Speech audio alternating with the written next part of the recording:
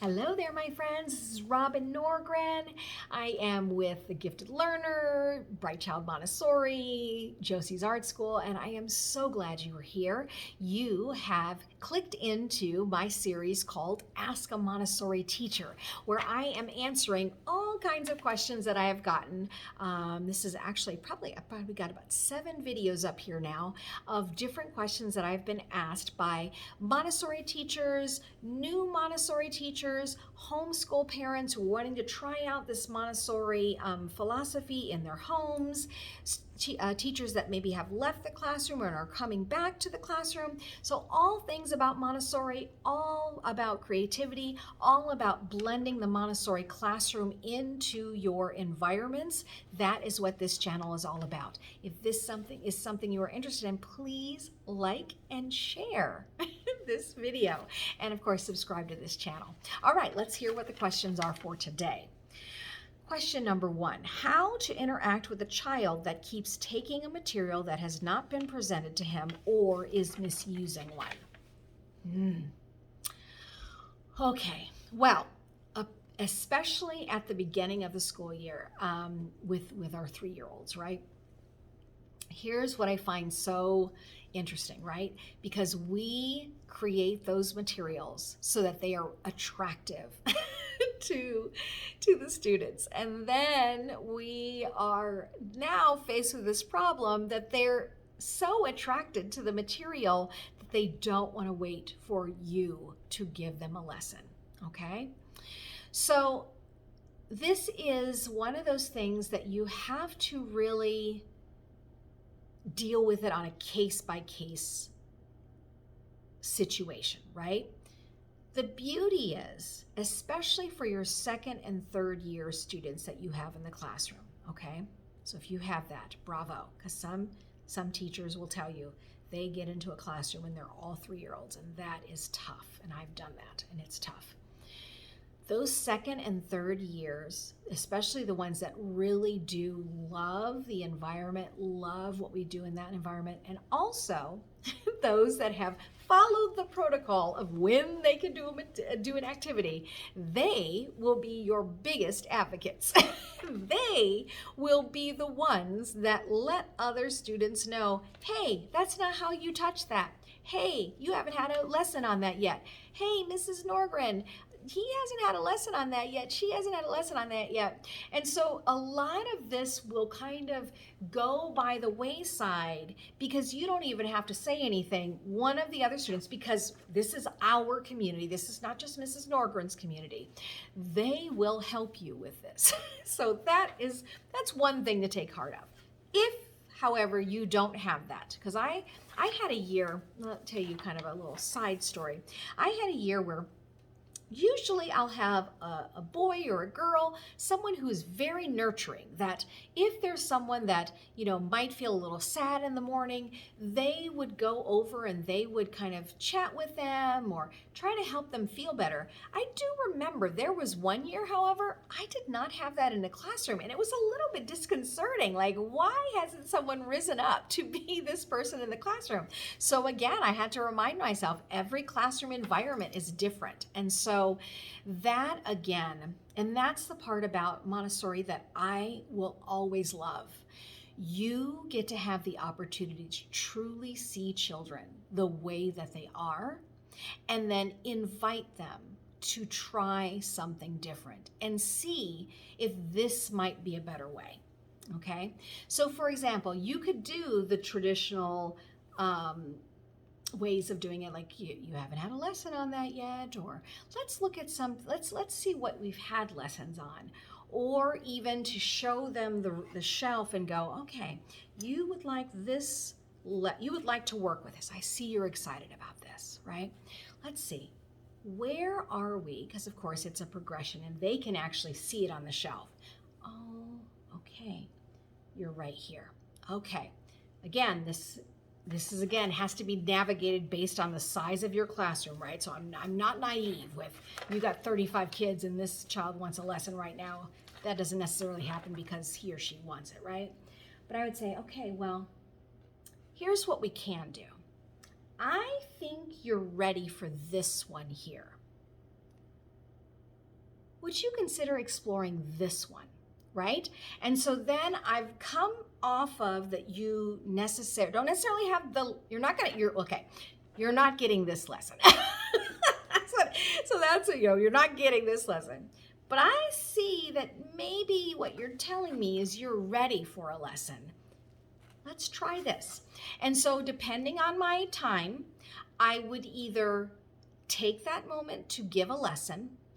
I might pull in one or two other students that I think might be ready for this lesson, or I might even pull a leader in my classroom who I trust to give that lesson. Now again, this is all up to comfort level. You can always come back, explore that with them, make sure that they've gotten the lesson properly. So again, this is up to building your trust level with those in your classroom. So that's how I would handle that. Those that are misusing it, that's just a non-negotiable. That's not available to you anymore. And listen, energy is everything in a classroom. It's everything. Your manner of like holding back for so many things, but there's like 3 things that when Miss Norgren says it, it's non-negotiable. One of them is misusing material, okay? Listen, this is me being very honest. I wish we would charge parents for when kids do things like this. Because you and I both know how expensive those Montessori materials are. And most parents really don't understand. And remember back in the day, if you broke it, your parent had to pay for it? Well, unfortunately, that doesn't happen anymore. And so there's just this lack of understanding for how expensive, even replacement materials are. Oh my goodness, right? And especially, talking at 2023, the year 2023, how expensive lumber costs are, and most of the things in our classroom are wood. So it's, you damaging things, or you throwing a brown stair and now there's all these nicks all over it, and now it's potential to splinter and all that. Yeah, it's just not acceptable. So I would say, again, as we're making rules in the classroom, right, this would be a non-negotiable rule. If you handle the material this way, it is no longer available until further notice. Another way I've done it is if I've noticed there has been like this level of like just lack of respect, I will either put a sheet or I will turn a shelf around, and it's just no longer available to anyone in the classroom until we can establish how we handle things in the classroom. So again, this might feel a little bit harsh at the outset, but I'm telling you, you've got to establish that so early in your classroom, because otherwise it really does become an issue. And it's just hard to back it up after you let it go, okay? So there's my answer for that, the misusing and the presenting. Again, I try to negotiate. Here's what I can give you. This is not happening today. It's my last resort, but I really do try to go, I love that you're ready for a lesson. I might also say, hey, it's kind of like this one. You've had a lesson on this, and it might be something in the practical life area or even in the language area, which, believe it or not, this might seem like it's a reach to you, but I bet you there could be something like, oh, this is this. There are maybe 3 part cards that kind of go with this, and I might actually do that as well. So just be open to again, that kind of like open-hearted spirit about your classroom, that yes, we have a regimen as far as you get this lesson and then you get this lesson. And that's true. There's a reason why it happens that way, but also be willing to go, okay, well, he's clearly wanting, because it could be like, well, what does he like about that? Oh, he likes that there looks like something that looks like we're building something. So let me invite him to something where it's an appropriate building activity. Okay? All right, so our last question, because that was kind of a two in one question. How do you stop the fantasy play in your classroom? Okay, well, here we go. Here we go. The fantasy play in the classroom is, of course, a very big issue. Partially, well, mostly, because I'm just going to say it, I don't mind fantasy play. I don't mind imaginary play.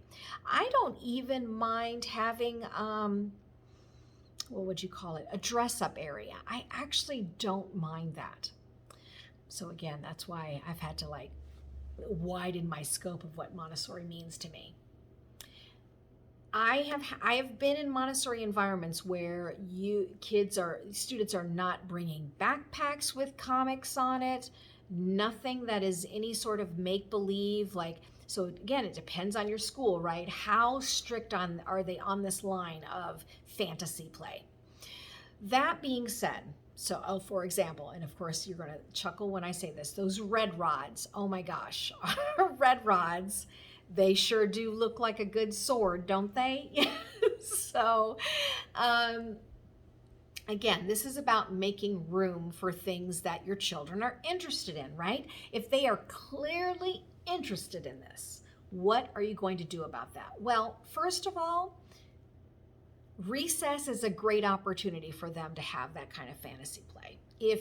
And let me just tell you, you're not stopping that at recess. That's not happening. Unless it's so like all around. Lunch aides are buying into this and just everywhere, you know? So there's that. Ninja Turtle play and all that, that's happening out on the playground. Listen, let's be honest, girls have their own imaginary fantasy play too. So you can't take out one and not take out the other and that kind of thing. They're not going to be able to distinguish between, oh, that's why this is okay and this is not okay. So that being said, short of having like a full-blown like dress up area in your classroom, what are some ways that you could bring that into the classroom? Well, a couple of ways that I have done in the past is I've done things like students love to do skits. And so what I would do is I would create skits for them to do in the classroom, right? Or nursery rhymes, or sequencing of like, oh, here is a story of, maybe one of their favorite stories, but I would make it into a sequencing work. So again, they could have that conversation, but they also would have to build on that conversation, either by sequencing, what happens in the story. I would also perhaps tie in writing into it. So, okay, well, let's say we're going to create a character together, and what would that character say and what would they do? So I would again go back to, how can I bring this in a way that is going to honor what it is that they're interested in, but understand that I have a certain mindset of like why that might not be. Because to be honest, there are some students that stay in fantasy play. And so how do you pull them out a little bit? One of the things that I did, because so I live in Arizona, and so Common Core standards are guidelines for schools. And so for kindergarten, they had to learn character and setting. And so what I did was I created, and you can see this on my YouTube channel, what I created was I had these books that I created where they would get to pick a character, and then they would have to draw a setting around it. So again, it's kind of fantasy play. So there would be a picture of a princess, let's say, or a pirate. Yes, you can go ahead and draw that pirate or color that pirate. What's that pirate's name? How old is that pirate? Where is this pirate going? And so then I would tie Common Core standards to what it is that they want to do, and they kind of get that, they've appeased that desire to have kind of a fantasy, but they've also built a groundwork for, you can actually write stories about things like this. So anyway, I hope that you enjoyed this segment of Ask a Montessori Teacher. Please send me your questions. I'm happy to answer them. And if you have enjoyed this channel, will you please do me a favor? Like, subscribe, and share this channel. Thank you so much for stopping by.